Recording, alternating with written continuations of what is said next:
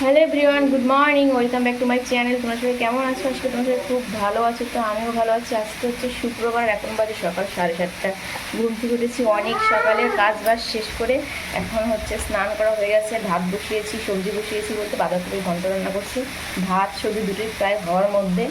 আজকে সব কিছু তাড়াতাড়ি করার একটাই কারণ, আজকে হচ্ছে সোনুর প্রথম দিন স্কুলে। তো সোনু ঘুম থেকে উঠে গেছে, এখন ওকে বলছি দুষ্টামি করিস না, ভালো মতো এদিকে শোনা। কিন্তু ও তো দুষ্টামি করেই যাচ্ছে, অত কথা শোনার বাচ্চাই না। মানে কী বলবো, একদম দিন দিন বড় হচ্ছে আর পারি হচ্ছে। স্কুলটা শুরু হলে বাঁচি, এত দুষ্টামি আর ভালো লাগে না। দেখো এটা দেখে আমার পড়াশোনা করার বয়স ওর ওই কোন সকালে ও উঠে গেছে, তো তাড়াতাড়ি রান্না শেষ করবার একটু পরেই বেরিয়ে যেতে হবে সোনুকে নিয়ে। এখন 8:30 বাজে, ধরে নাও 8:30 আগে বেশ পৌঁছাতে হবে। তো রান্না প্রায় শেষই এখন। তো চলো আর কথা বলছি না, বাকি রান্নাটা শেষ করি, তারপরে পরে দেখা যাচ্ছে তোমাদের তো সঙ্গে। দেখো এদিকে সোনুকে রেডি করে দিয়েছি, এখন ঠাকুর ঘরে নম দিচ্ছে। ওর নম দেওয়া হয়ে গেছিল, আমি বললাম তাড়াতাড়ি করে ফেললি, আর একবার করতো, আবারও করছে। যেহেতু সোনুকে ড্রেস এখনো দেয়নি, এর জন্য এমনি নর্মাল ড্রেসই পরে নিয়ে যাব। তার আগে সোনুকে নিয়ে গেলাম বাবার বাড়িতে। এখানে বাবা মাকে একটু প্রণাম করবে, সাথে একটু মন্দিরেও সোনু প্রণাম করছে। আমি বলছি তুমি বলো ঠাকুরকে আমি যেন ভালো মতো মন দিয়ে পড়াশোনা করতে পারি। আর এদিকে দেখো মা পুজো করছে। তারপরে সোনুকে নিয়ে গেলাম দোকানে, বলছি দাদুকে একটু নম করো। ওরে বাবা, নম করতেই চায় না মেয়ে আমার। এমনি ঠাকুরের সামনে করবে, কিন্তু এই যে মানে বড়দের করতে লাগে এই জিনিসটা মানে একটু লজ্জা পায়।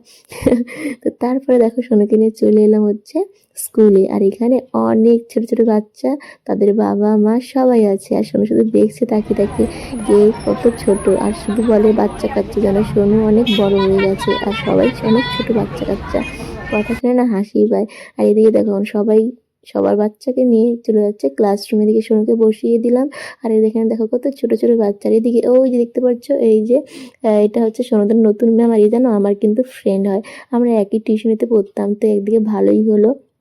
আর এদিকে দেখো একটা বাচ্চা কান্না করতে করতে বেরিয়ে এসেছে। আর এগুলো দেখতে সত্যি আমরা সবাই মানে এত হাসছিলাম, কি বলবো, যে সব বাচ্চাগুলো বাড়িতেই মস্তান, আর স্কুলে এসে ভ্যা ভ্যা করে কান্না করছে।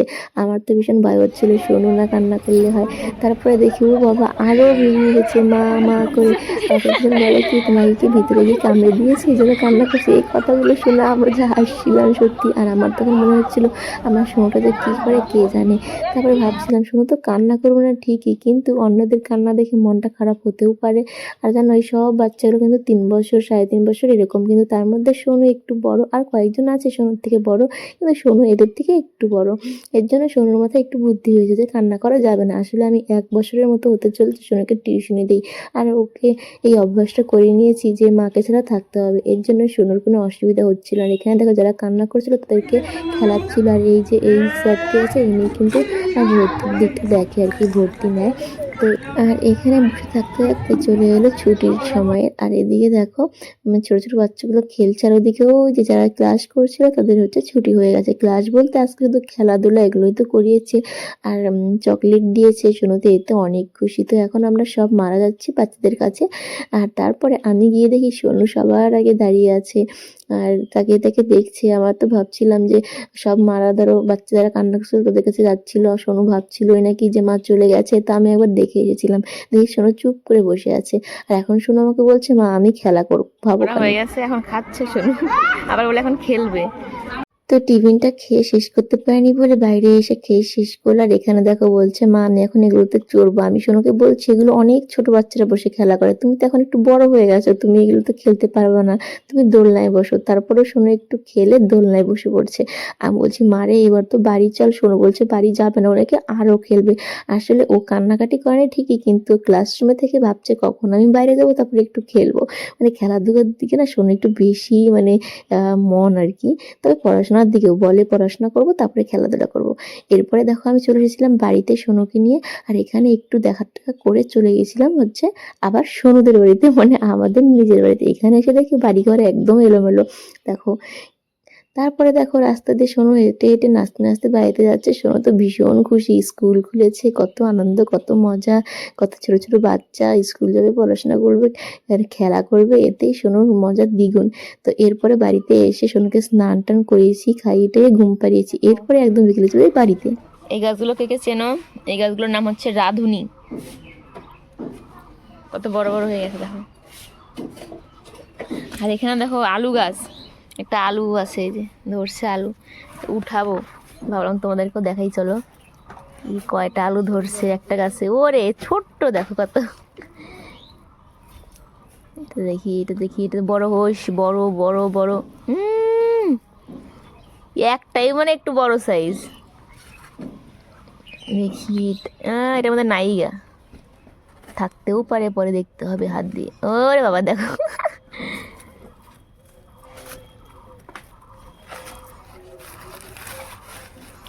চলো এখানে দেখি কয়টা বেরোয়, আস্তে আস্তে উঠাই।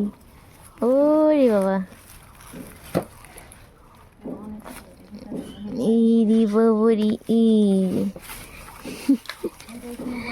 এই দেখো কতগুলো আলু, কতগুলো আর কি বলবো, এইটুকুনি আলু। মা তোমার এক বেলা সবজিও হবো না এই আলু।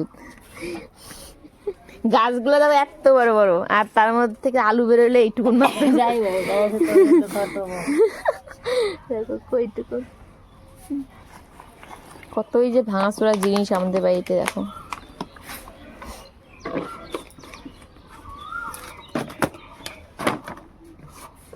সোনুর খেলনা, সোনু যখন 3 মাস না 1.5 মাস তখন মা কিনে দিছিল, ওই এর মধ্যে আছে এখনো সেই খেলনা। তারপর আরো কেনা হয়েছে, ওগুলো সব এক জায়গায় আছে। নারকেল গাছে কত নারকেল দেখো, কত নারকেল। আর কয়দিন পরে এই গাছটা কেটে ফেলতে হবে, কি খারাপ লাগছে এর জন্য। দাঁড়াও দাঁড়াও দাঁড়াও দাঁড়াও দাঁড়াও দাঁড়াও, এই ডাবটা কাটতে গিয়ে কয়বার যে ফেলে দিল নিচে, সব পড়ে যাচ্ছে। দাও দাঁড়াও, সব পড়ে যাচ্ছে, ফাটাই দিছে একদম। দাও ছাতা, খালি খাবা কিভাবে তাহলে, বেকার খাটনি, সব পড়ে গেছে। নোংরা জল দিবা না কিন্তু হাতের। এই দেখো ফাটে গেছে এদিকে, আর ওইদিকে কাটতেছে। 1 গ্লাস ভর্তি হইতো যদি না পড়তো।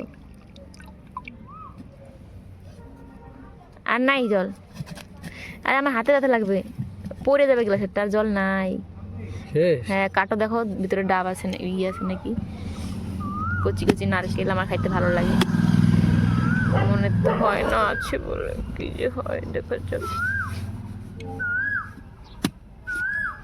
দেখো হাত সাবধান। কি মনে হচ্ছে আছে ভিতরে কিছু? এই না, হ্যাঁ ওইটাই আমার বেশি ভালো লাগে, আর ওইটাই নাই। দেখো থাকিস, ছি ছি,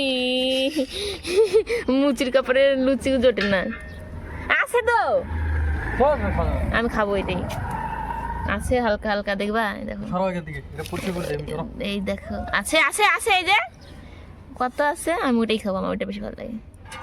ওই দেখো, এই দেখো 1 গ্লাস জল হইতো, কিন্তু এখন হাফ গ্লাস,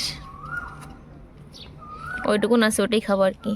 তো দেখো মা যেহেতু কাজকর্ম ওদিকে করছিল, এর জন্য আমাকে মা বললো সন্ধ্যাবাতিটা দিয়ে দিতে। আর এত সুন্দর মন্দির পেয়ে সন্ধ্যাবাতি দেওয়ার সুযোগ কেউ ছাড়ে বলো। আর সত্যি এত ভালো লাগছিল মন্দিরে বসে সন্ধ্যাবাতি দিতে, কি বলবো। এরপরে একদিনও পুজো দেবো, যদি ওখানে গিয়ে আবার থাকি আর কি।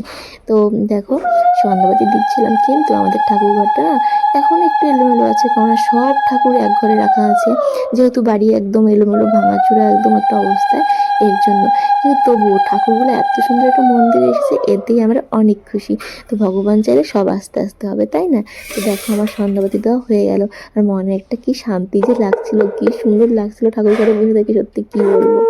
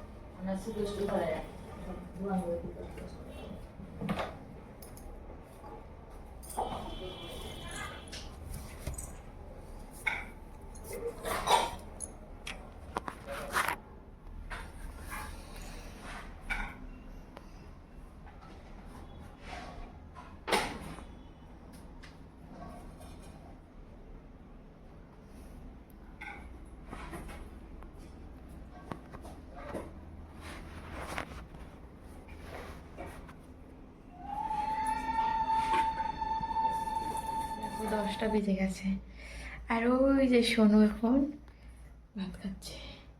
আমার খাওয়া হয়ে গেছে, কখন থেকে ডাকলাম তো দেরি করলো। আর এখন ওয়েদারটা কেমন বলো তো, বাইরে গেলে ঠান্ডা লাগে, ঘরে আসলে গরম লাগে। আসলে তো দেরি হলো কেন, আজকে ওই বাড়ি থেকে আসতে অনেক দেরি হয়ে গেছে।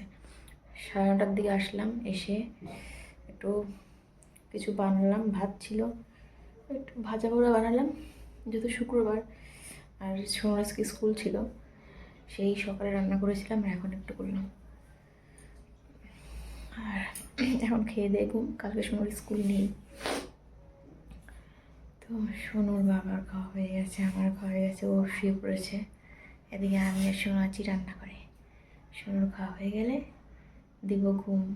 চোখগুলো দেখো কদিন থেকে, মানে চোখ মুখের যা অবস্থা, আয়নার সামনে বা ক্যামেরার সামনে দাঁড়ালে বোঝা যায় যে চোখগুলো একটা মনে হয় খুলে পড়ে যাবে। তো চলো আজকে ব্লগটা এই পর্যন্তই রাখছি। ভালো লাগলে একটা লাইক করে দিও আর কমেন্ট করে জানিও।